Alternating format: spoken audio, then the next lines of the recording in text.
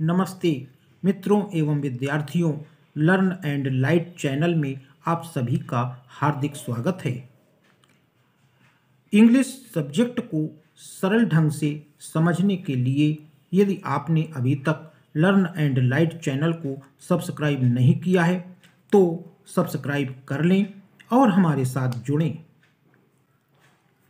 Dear students, English grammar में हम tense की चर्चा कर रहे हैं। टेंस में हम प्रेजेंट टेंस और पास्ट टेंस के प्रकार और उनको पहचानने का अत्यंत सरल तरीका सीख चुके हैं। आज हम फ्यूचर टेंस के प्रकार तथा पहचान को समझेंगे। तो आइए देखते हैं फ्यूचर टेंस। फ्यूचर टेंस को हिंदी में भविष्यत काल कहते हैं। फ्यूचर टेंस के 4 प्रकार होते हैं। पहला है फ्यूचर इंडेफिनिट टेंस, इसे सिंपल फ्यूचर टेंस भी कहते हैं। इसकी पहचान होती है कि इस टेंस के हिंदी के वाक्य के अंत में गा, गी या गे लगा होता है। इस टेंस की सहायक क्रिया विल और शैल होती हैं। यदि कर्ता आई अथवा वी है तो शैल सहायक क्रिया लगती है और अन्य सभी कर्ता के साथ विल सहायक क्रिया लगती है। अब हम इसे एक उदाहरण के माध्यम से समझते हैं। जैसे कह दिया जाए, मैं कल एक पत्र लिखूंगा। तो देखें विद्यार्थियों, यहाँ पर हिंदी के वाक्य के अंत में गा लगा है, जो यहाँ पर पहचान में बताया गया है। इससे यह पता चल गया कि यह फ्यूचर इंडेफिनिट टेंस का वाक्य है। लिखूंगा मुख्य क्रिया है। अंग्रेजी में इसका ट्रांसलेशन हमने लिखा तो हो जाएगा आई, मैं की अंग्रेजी लिखी। आई के साथ यहाँ पर बताया गया है कि शैल सहायक क्रिया का प्रयोग होता है, तो आई के साथ शैल लगा दिया। मुख्य क्रिया का फर्स्ट फॉर्म इंडेफिनिट टेंस में लिखते हैं तो राइट हो गया। ये ऑब्जेक्ट हो गया लेटर, और आगे आने वाले कल की अंग्रेजी टुमारो लिख दी तो हो गया I shall write a letter tomorrow. English sentence से हम देखें तो पता चलता है कि शैल सहायक क्रिया लगी है, जो यहाँ पर पहचान में ये बताई गई है। तो इससे पता चल गया कि यह फ्यूचर इंडेफिनिट टेंस का वाक्य होगा। एक अन्य उदाहरण के माध्यम से हम समझते हैं। जैसे कह दिया जाए, सोहन कल अपने विद्यालय नहीं जाएगा। तो देखें विद्यार्थियों, यहाँ पर गा लगा है, जो यहाँ पर पहचान में बताया गया है।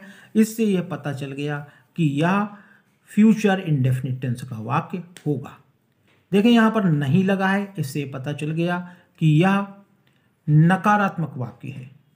इसका ट्रांसलेशन हम देखें तो हो जाएगा सोहन, सोहन के साथ विल हेल्पिंग वर्ब लगाई गई, क्योंकि आई और वी कर्ता के साथ शैल लगता है और आई और वी के अतिरिक्त दूसरा कोई कर्ता हो तो विल सहायक क्रिया का प्रयोग किया जाता है। माने आई और वी के साथ शैल लगता है और अन्य सभी कर्ता के साथ विल लगता है।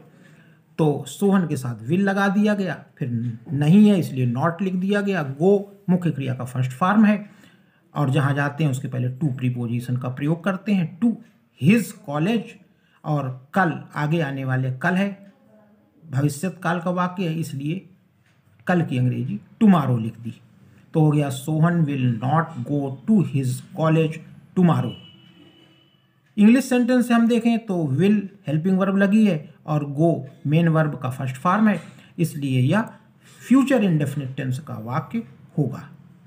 अब देखें विद्यार्थियों, कुछ विशेष स्थितियां होती हैं। तो देखें लिखा है, यदि आदेश, बाध्यता, धमकी, निश्चय आदि का भाव हो या ऐसी कोई स्थिति हो तो आई और वी कर्ता के साथ विल लगता है और अन्य सभी कर्ता के साथ शैल लगता है। अब हम इसे एक उदाहरण के माध्यम से समझते हैं। जैसे कह दिया जाए, मैं आज अवश्य पढ़ूंगा। तो अवश्य लगा है, निश्चित स्थिति है, अवश्य पढ़ूंगा, निश्चय का भाव है। तो इससे ये पता चल गया कि आई के साथ विल लगा दिया, जो यहाँ पर बताया गया, आई और वी में विल लगेगा, तो आई के साथ विल लगा दिया, रीड क्रिया का फर्स्ट फॉर्म लिख दिया और आज की अंग्रेजी टुडे लिख दी, तो हो गया आई विल रीड टुडे। तो विद्यार्थियों ये देखें कि हमारा मुख्य कॉन्सेप्ट है टेंस पहचानना।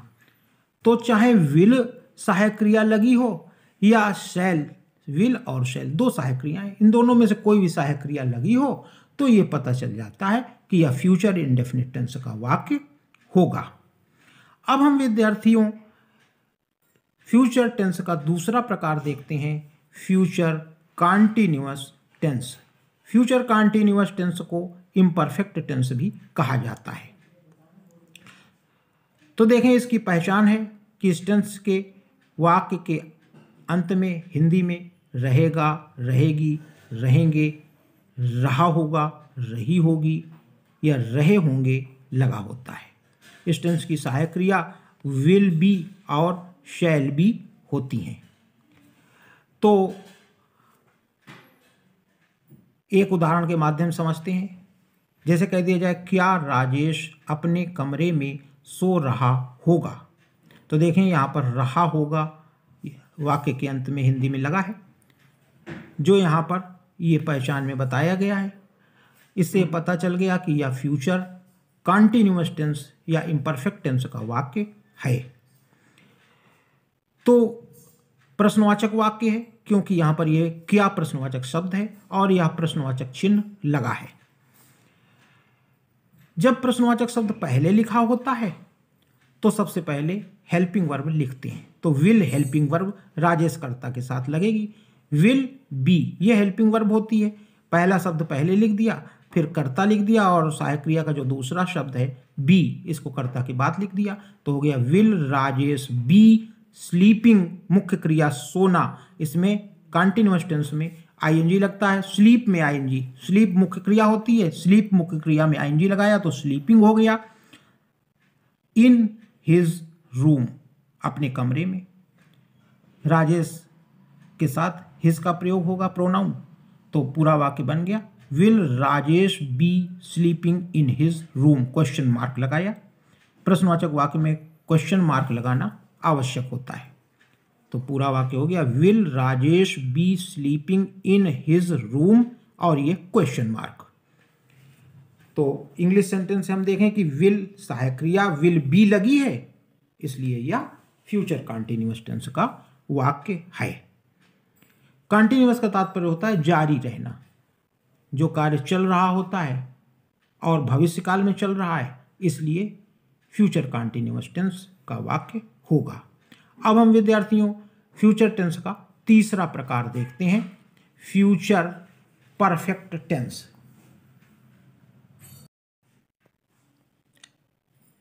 देखें फ्यूचर परफेक्ट टेंस।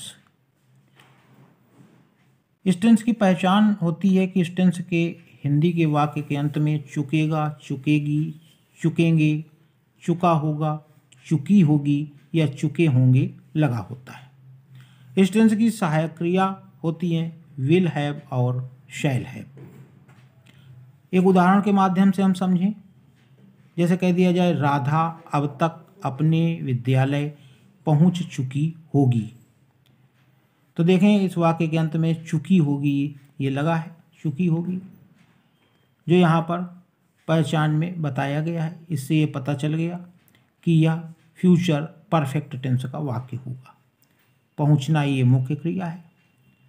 सबसे पहले कर्ता लिख दिया राधा, राधा के साथ विल हैव हेल्पिंग वर्ब लगाई, रीच क्रिया का थर्ड फॉर्म रीच्ड लिखा, परफेक्ट टेंस में क्रिया का थर्ड फॉर्म लगता है, तो रीच्ड लिख दिया, हर कॉलेज और अब तक की अंग्रेजी बाई नाउ लिख दिया। इंग्लिश सेंटेंस से हम देखें तो विल हैव सहायक क्रिया लगी है और रीच क्रिया का थर्ड फॉर्म रीच्ड लगा है, इसलिए यह फ्यूचर परफेक्ट टेंस का वाक्य होगा। अब हम देखें एक अन्य उदाहरण के माध्यम से। जैसे कह दिया जाए, तुम्हारे आने से पहले वह अपना पाठ याद कर चुका होगा।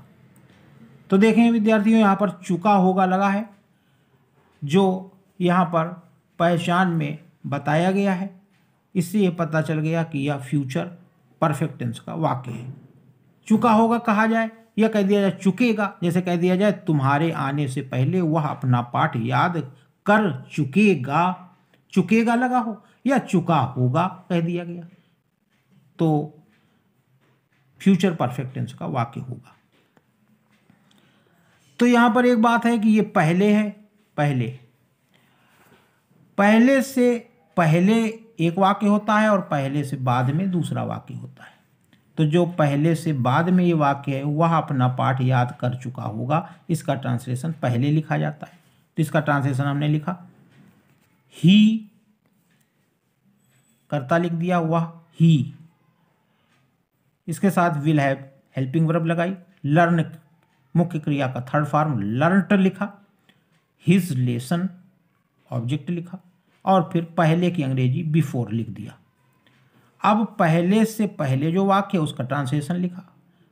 जब बिफोर से पहले फ्यूचर परफेक्ट टेंस का वाक्य होता है तो बिफोर के बाद जो वाक्य बनता है प्रेजेंट इंडेफिनिट टेंस में बनता है। इसलिए यह वाक्य तुम्हारे आने से प्रेजेंट इंडेफिनिट टेंस में बनाया गया। तो तुम्हारे की अंग्रेजी वैसे तुम्हारा की अंग्रेजी योर होती, परंतु यहाँ पर योर नहीं लिखा जाता है, सब्जेक्ट लिखा जाता है। तो यू सब्जेक्ट लिख दिया, यू सब्जेक्ट लिखा और इसके बाद यू के साथ मुख्य क्रिया का फर्स्ट फॉर्म लिखा कम, तो हो गया यू कम। पूरा वाक्य हो गया, he will have learned his lesson before you come. तो अब हम फ्यूचर टेंस का चौथा प्रकार लेते हैं, फ्यूचर परफेक्ट कॉन्टिन्यूअस टेंस। तो देखें विद्यार्थियों, फ्यूचर परफेक्ट कॉन्टिन्यूअस टेंस, इस टेंस की पहचान होती है कि इस टेंस के हिंदी के वाक्य के अंत में रहा होगा, रही होगी, रहे होंगे या रहेगा, रहेगी, रहेंगे लगा हो और उसके साथ समय भी दिया हो, तो वह फ्यूचर परफेक्ट कॉन्टिन्यूअस टेंस का वाक्य होता है। इस टेंस की सहायक क्रिया helping verb will have been और शैल हैव बीन होती हैं। इसे हम एक उदाहरण के माध्यम से समझें तो देखें, लिखा है वह 2 घंटे से समाचार पत्र पढ़ रहा होगा। तो देखें विद्यार्थियों, यहाँ पर ये रहा होगा हिंदी के वाक्य के अंत में लगा है, जो यहाँ पर पहचान में बताया गया है और साथ में यह 2 घंटे से समय दिया है। इससे ये पता चल गया कि यह फ्यूचर परफेक्ट कॉन्टिन्यूअस टेंस का वाक्य है। इस टेंस की मुख्य क्रिया है पढ़ना। तो देखें विद्यार्थियों, सबसे पहले ट्रांसलेशन में हमने कर्ता लिखा है ही, इसके साथ विल हैव बीन ये हेल्पिंग वर्ब जो यहाँ पर बताई गई है, लगाई गई है। फिर रीड क्रिया में ये आईएनजी लगाया गया है, रीडिंग, और फिर ऑब्जेक्ट लिखा गया है द न्यूज़पेपर और समय 2 घंटे से अनिश्चित समय है, इसलिए फॉर 2 आवर्स लिख दिया गया। यदि इंग्लिश सेंटेंस दिया हो और हमसे पूछा जाए कि ये किस टेंस का वाक्य है, तो हम पहचान देखें कि will have been helping verb लगी है और रीड क्रिया में आईएनजी लगाया गया है, तो रीडिंग लिखा गया है। सहायक क्रिया हेल्पिंग वर्ब और मेन वर्ब मुख्य क्रिया से पता चल जाता है कि यह फ्यूचर परफेक्ट टेंस का फ्यूचर परफेक्ट कॉन्टिन्यूअस टेंस का वाक्य है। सहायक क्रिया विल हैव बीन है, मुख्य क्रिया रीड में आईएनजी है और फॉर 2 आवर्स समय है। तो इन पहचानों से ये पता चल गया कि यह फ्यूचर परफेक्ट कॉन्टिन्यूअस टेंस का वाक्य होगा। तो विद्यार्थियों, हमें आशा है कि आप लोगों को फ्यूचर टेंस के सभी प्रकार अच्छी प्रकार से समझ में आ गए होंगे। तो विद्यार्थियों, आपको अब तक जितना बताया गया इन सब का अच्छी प्रकार से अभ्यास अवश्य करें। मित्रों एवं विद्यार्थियों, यदि आपको यह वीडियो पसंद आया हो तो हमारे चैनल लर्न एंड लाइट को सब्सक्राइब करना न भूलें और इस वीडियो को लाइक और शेयर भी करें। धन्यवाद।